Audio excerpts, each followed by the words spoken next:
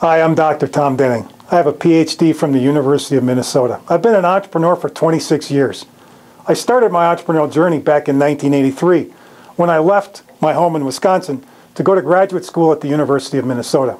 I had one child and a wife to support while I was in graduate school. And I realized that the stipend that I was getting from the University of Minnesota was not going to support us at the level that I desired.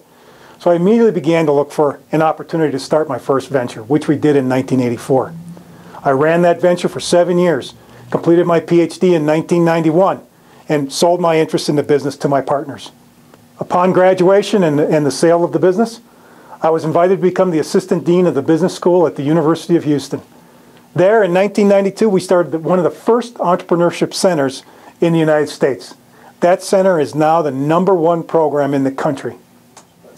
While I was at the University of Houston and was the assistant dean of the business school, we started that entrepreneurship program, and about 5 years later, I decided I needed to get out of academics and start another company, which I did. I launched an e-learning company in 1997.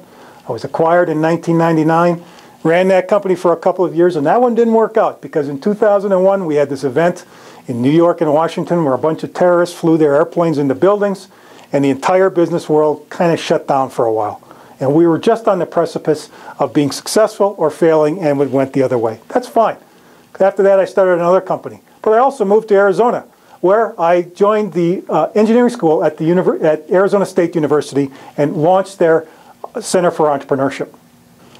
While I was there, I also started another company in Bangalore, India, which I now operate from a distance, and we provide outsourcing services to some of the major publishers around the world.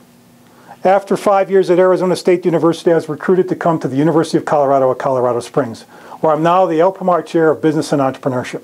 This is where I live today. So from my research, from my teaching, from my own entrepreneurial experiences, we have now created the entrepreneurship program at the Business Startup Institute to help anybody who wants to succeed in entrepreneurship become successful themselves.